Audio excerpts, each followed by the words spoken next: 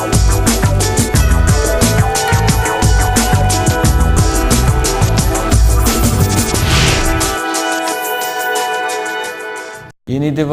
kembali dengan saya Denny dan narasumber saya yang ganteng ini itu Kang Perry Farouk. Sesama lelaki jangan saling memuji ya. Oke, ini sebelum kita bahas ke poin berikutnya, poin keempat, saya ada buku bagus nih, judulnya Membuka Mata. Ini ditulis oleh motivator kita juga, Perry Farouk. Ya, ini sudah beredar di seluruh Indonesia. Jadi berisi kumpulan mutiara-mutiara kalimat yang pasti mengundang ini ya, mengundang ketertarikan dan penasaran untuk mendalaminya. Oke, kita ke poin keempat tentang habit is the best medicine, atau kebiasaan adalah obat terbaik ya, obat yang terbaik. Yaitu poin keempat adalah daya tanggapmu terhadap kehidupan sudah tersimpan dalam power bank kebiasaan. Jadi saya ulangi, daya tanggapmu terhadap kehidupan sudah tersimpan dalam power bank kebiasaan. Nah, maksudnya gimana, Kang? Tadi saya sudah bicara bahwa kebiasaan kita tuh disimpan dalam harta karun kita yang sangat tersembunyi, yaitu bawah sadar. Gitu. Dan secara psikologi sebetulnya kesadaran kita itu hanya sekian persen, hanya 7%. Jadi yang paling banyak kekayaan atau hasanah pribadi seseorang itu disimpan dalam kebiasaan dia di bawah sadar. Bawah sadar itu. Ya. Nah, salah satunya adalah kebiasaan-kebiasaan. Jadi beliefs, kebiasaan, trauma itu disimpan di situ. Nah, kebiasaan ini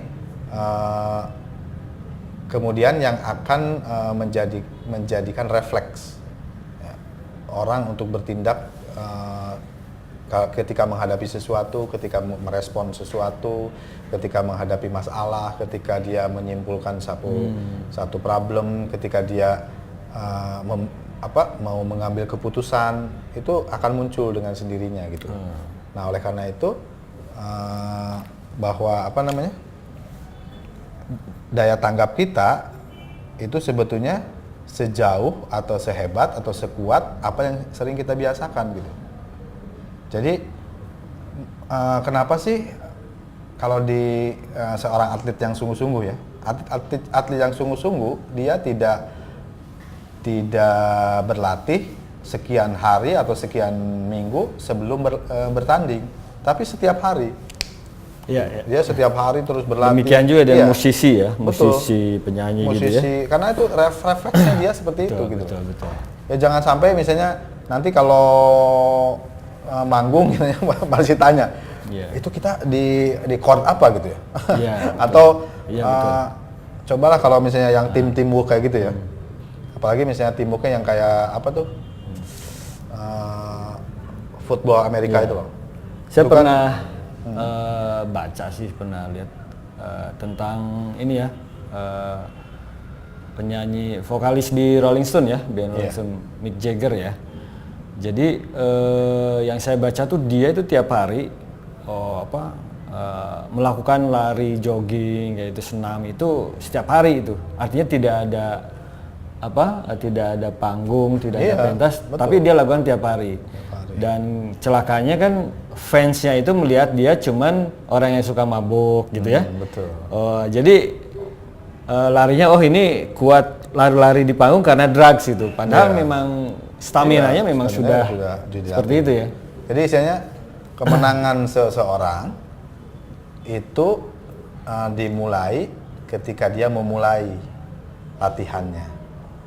Jadi bukan si Muhammad Ali petinju itu, dia bilang kayak gitu bahwa wah hebat sekali ya gitu. Bagaimana caranya Anda melatih kayak gitu, bahwa misalnya bisa menangkis pukulan-pukulan yang sangat berat kayak gitu, kata dia sama saja gitu. Istilahnya tangkisan saya adalah tangkisan saya pertama kali saya main tinju. Ya karena dilatih terus seperti itu gitu kan. Ya jadi kita sendiri harus, makanya apa itu keuntungan katanya? Apakah itu keberuntungan? Keberuntungan adalah ketika peluang bertemu dengan sebuah kebiasaan sebetulnya. Jadi kalau Jadi orang tuh kita punya kebiasaan juga nanti nggak akan untung, nggak ada yang lihat pada satu titik tertentu gitu loh, bahwa kebiasaan kita tuh sebenarnya punya magnet tertentu. Siapa yang tahu bahwa misalnya siapa akan jadi bintang film, siapa akan jadi bintang musik gitu kan? Kalau dia tidak membiasakan sewaktu-waktu dan ketika pertama kali orang ketemu gitu, wah ini hebat sekali gitu. Iya. Ketika Balawan ya, Gitaris itu ya? iya gitaris itu siapa namanya, Dewa Bujana itu pernah bermain ke rumah seorang temannya. Kemudian dia mendengar ini ada berapa orang main katanya di sebuah kamar. Iya. Ternyata cuma dia sendiri kan. Iya. Karena Balawan tuh begitu hebat tappingnya gitu, main betul. gitarnya, sehingga dua tangannya itu bisa bunyi beda-beda gitu kan. Tiap hari seperti itu. Iya. Nah, artinya begitu. Jadi bahwa kita tidak mungkin mengharapkan refleks yang lain dari kebiasaan kita. Kalau refleks kita putus asa gitu kan terhadap masalah, akan putus asa terus. Kalau misalnya refleks kita ternyata optimis terhadap satu masalah, kita akan optimis terus. Itu karena pembiasaan, karena dibiasakan oleh kita gitu. Cara mengubahnya gimana sih? Jadi kadang-kadang kan Nanti ada di di poin yang terakhir. poin yang terakhir. Poin yang Gimana ini Divers masih sabar Harus sabar. untuk menunggu poin Kebiasaan terakhir, sabar karena itu ini solusinya. Jadi cara mengubah kebiasaan buruk menjadi baik ini Kang Ferry akan menjelaskannya di poin terakhir ya. Oke. Jadi ada satu quotes yang penting banget di poin 4 ini adalah ketika peluang bertemu dengan kebiasaan akan menjadi keberuntungan. Ya. Oke, di poin kelima kita lanjutkan. Kalimatnya tidak ada keahlian tanpa kebiasaan. Nah, ini penting juga ya. Itu baik konotasinya negatif maupun positif ya. Betul. Pokoknya ini berlaku nih. Hukum ini tidak ada keahlian tanpa kebiasaan. Silakan. Ya, semua keahlian itu sebetulnya adalah kan banyak orang, saya kalau sekolah kemudian mendapatkan gelar tertentu akan menjadi ahli tertentu. Itu nonsen. Gitu. Jadi apa yang kita lakukan kemudian menjadi kebiasaan itulah sebetulnya keahlian kita. Jadi Anda sekolah dokter itu belum tentu menjadi ahli kedokteran, ahli kesehatan, belum tentu, gitu kan. Seorang yang lulus kenotariatan itu belum tentu dia ahli membuat perjanjian. Dia harus dibiasakan, gitu kan. Tidak dengan sekaligus dengan gelar, dengan modal tertentu, dengan kolega tertentu, gitu kan. Kemudian kita menjadi terjamin menjadi ahli, tidak. Atau ketika dia mendapat gelar itu bukannya kebiasaan itu sudah dia olah sehingga mendapat gelar itu gitu. Ya istilahnya bisa berbarengan sebetulnya. Nah kebanyakan kita kan berpikir bahwa nanti dengan sendirinya gitu kan. Nah pada satu saat ketika misalnya ada rekrutmen, ada apa, itu kenapa misalnya menjadi tertinggal? Ini ada satu orang yang konsultasi dengan saya, hampir setiap konsultasi itu balik lagi ke situ. Kenapa ya? Saya sudah jadi dari lulusan universitas terbaik gitu kan. Terus kemudian tepat waktu, cum laude nilainya gitu kan. Tapi kok nggak dapat pekerjaan gitu. Nah, karena menurut saya itu zaman sekarang apalagi ya. Zaman sekarang itu yang dilihat adalah kata kerja apa yang bisa kita lakukan. Gitu. Nah, oleh karena itu ada siklusnya dari sesuatu yang tadinya hal yang biasa kita lakukan itu menjadi keahlian gitu kan. Kalau saya misalnya tepuk tangan gini kan, atau misalnya tepuk ke sini itu kan nggak jadi apa-apa. Tapi kalau misalnya kita biasakan setiap hari gitu kan, jadi sebuah lagu, jadi sebuah tontonan, jadi sebuah apa gitu. Kalau saya pakai gelas itu akan lebih lucu lagi. Ya, yang lebih nilai ya. Nah, padahal itu misalnya dari tindakan-tindakan yang kecil, hanya tepuk tangan dan memindahkan gelas misalnya. Tapi biasa. Ya, tapi karena biasa, sama persis. Tidak ada orang akrobat yang dilahirkan langsung jadi akrobatik. Misalnya hanya kelihatannya kan gampang. Mindah-mindah jeruk aja misalnya 3 biji gitu kan. Coba dicoba di rumah gitu. Itu harus dibiasakan gitu, karena mereka tuh dari kecil gitu. Apalagi kalau dari daerah-daerah Cina ya, Rusia itu kan yang balet itu kan dari mulai lahir sudah dibiasakan seperti itu gitu. Nah oleh karena itu tidak ada keahlian tanpa dibiasakan terlebih dahulu. Oke.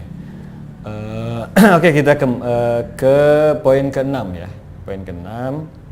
Segala sumber dayamu tidak sehebat kebiasaanmu. Nah, ini mungkin agak-agak bingung ya untuk memaknainya. Apa nih? Agak-agak bikin penasaran. Segala sumber dayamu tidak sehebat kebiasaanmu. Gimana? Nah, sekarang misalnya kita tanya ya, atau secara umum kan kebiasaan orang, wah dia mah punya modal, gitu kan, modal ganteng kayak modal cakep gitu kan, modal uang, terus dia punya kolega, gitu, ayahnya siapa, atau misalnya pamannya siapa, atau kenalannya siapa, gitu kan, atau ada yang lebih umum lagi, itu dia punya bakat, gitu. Tetapi kalau itu tidak ada kebiasaannya, nonsen juga. Jadi begini,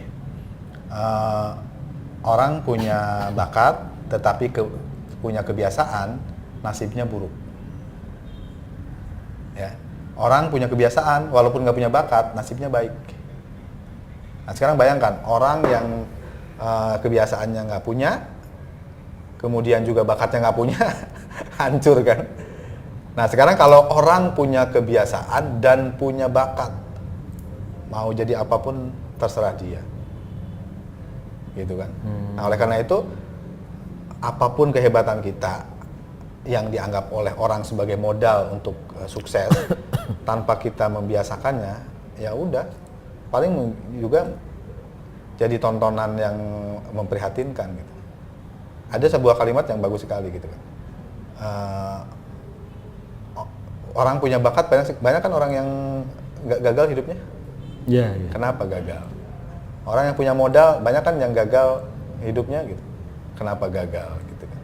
Kemudian orang yang punya teman yang sangat baik, ya, temannya mungkin wakil menteri, gitu kan, pejabat-pejabat komisi, pejabat daerah atau apa gitu, tapi tidak jadi apa-apa.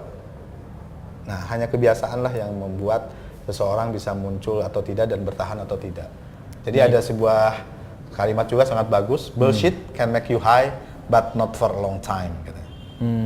Jadi itu semua itu bakat, kolega, modal itu omong kosong tanpa kebiasaan. Dan omong kosong mungkin bisa membuatmu berada di puncak tetapi tidak bakalan lama. Oke. Gitu. Oke. Baik, ini Diverse. Kayaknya meresapi banget gitu. Iya, saya meresapi. Kan harus begitu. Iya ya, betul ya. Oke, kita akan lanjutkan ke poin 7 dan 8 ya. Poin 7 itu tidak ada tindakan tunggal. Segala keunggulan merupakan kebiasaan. Penasaran kan? Tapi kita akan tunda dulu pembahasannya